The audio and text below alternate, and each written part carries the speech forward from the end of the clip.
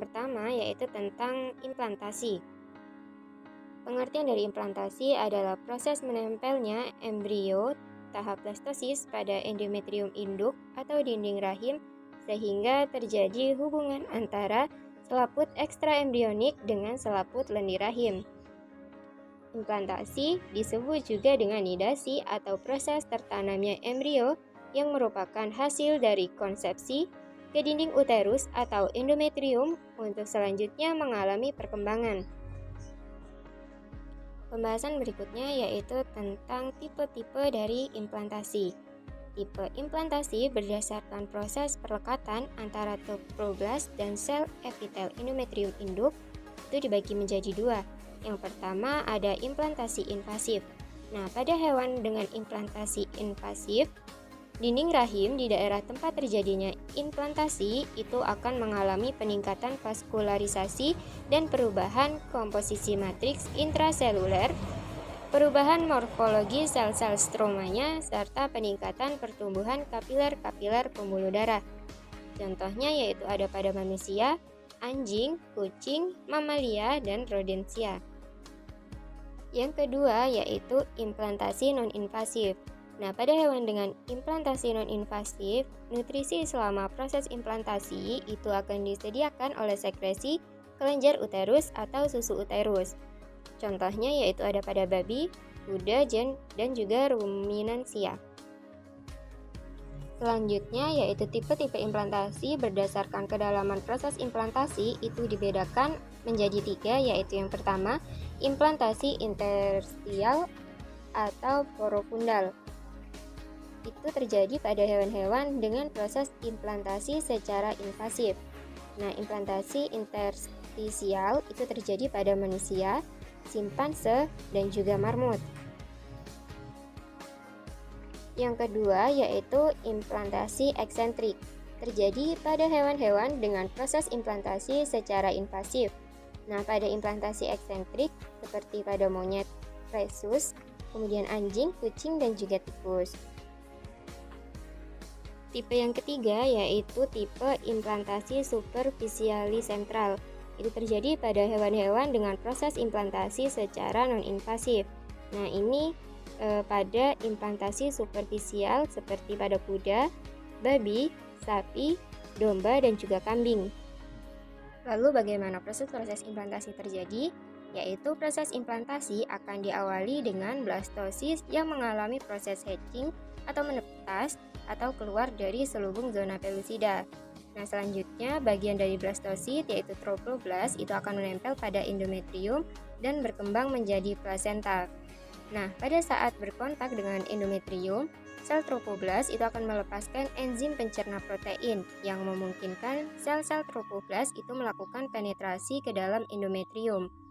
Selanjutnya, membran plasma trophoblast tersebut akan berdegenerasi membentuk sinicitium yang multinukleat yang nantinya itu akan menjadi plasenta bagian fetal. Lalu saat implantasi selesai, seluruh blastopis itu akan terbenam ke dalam endometrium dan sel trophoblast terus mencerna sel desidua di sekitarnya untuk menyediakan energi bagi embrio sampai plasenta terbentuk. Endometrium sekitar hasil implantasi itu akan kembali pulih sehingga seluruh hasil dari implantasi tertanam dalam endometrium. Untuk materi yang kedua yaitu tentang plasentasi. Nah, pengertian dari plasentasi yaitu suatu sistem yang terdiri atas dua komponen, yaitu selaput ekstraembrionik dan selaput lendir rahim yang berintegrasi menjadi satu kesatuan untuk keperluan pertukaran timbal balik faal antara induk dan fetus serta dapat menghasilkan hormon. Nah, hasil dari plasentasi disebut juga dengan plasenta. Ada tiga sistem dalam plasentasi. Yang pertama yaitu ada selaput chorion, yaitu suatu selubung yang membalut seluruh permukaan bagian luar dari embrio atau fetus. Nah, selaput ini itu merekat secara erat dengan selaput allantois dan dikenal sebagai selaput chorioallantois. Yang kedua yaitu ada selaput allantois, yaitu merupakan bagian dari penjuluran urachus atau sistem ekskresi embrio atau fetus melalui umbilikus. Yang ketiga itu ada selaput amnion yang merupakan bagian dari umbilikus atau tali pusar. Nah, selaput ini itu membentuk kantong amnion yang berisi cairan yang disebut dengan cairan amnion.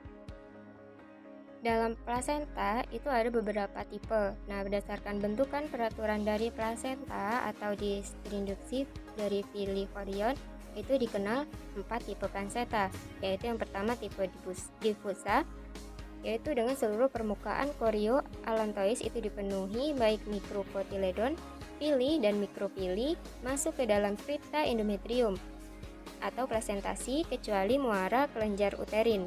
Tipe yang kedua yaitu tipe cotyledonaria, yaitu hanya sebagian karankula dan kotiledon yang membentuk plasentom. Nah, lebih kompleks dibandingkan tipe diffusa. Untuk tipe yang ketiga yaitu ada tipe zonaria. Plasenta induknya itu berupa sedikit peninggian yang merata dari endometriumnya dan ke tempat ini menjulur Fili Horion placenta, fetus memasuki kripta endometrium. Nah, bagian Horion selebihnya adalah smooth Horion. Tipe yang keempat ada tipe discoidalis. Itu pertautannya itu paling erat. Nah, bentuknya melingkar seperti cakram dan hubungan antara plasenta induk dan plasenta fetus itu erat sekali. Hal ini itu membawa pengaruh di waktu akan melahirkan anak atau bayi. Pembahasan terakhir yaitu tentang proses atau tahapan dari plasentasi. Yang pertama yaitu pembentukan plasenta akan dimulai dari perkembangan trofoblast pada hari 8 sampai ke 9 setelah pembuahan. Nah, sel itu akan membelah sehingga sel yang tadinya itu hanya selapis akan menjadi berlapis-lapis dan membentuk rongga yang banyak pada lapisan trofoblast atau sincitium. Nah, stadium ini disebut dengan stadium berongga atau lacunar stage. Lalu sincitium ini tumbuh ke dalam endometrium, dinding rahim, dan menyebabkan pembuluh darah dinding rahim itu rusak sehingga sincitium tadi itu bisa dialiri oleh darah ibu dengan perbaikan otomatis pembuluh darah karena masuknya organ baru. Nah, stadium ini disebut juga dengan stadium sirkulasi uteroplasenta, rahim ke plasenta atau sistem feto-maternal janin ke ibu. Tahapan yang ketiga yaitu trofoblast akan menghasilkan lagi sekelompok sel yang akan membentuk jaringan penyambung lembut yang disebut dengan mesoderm ekstraembrional.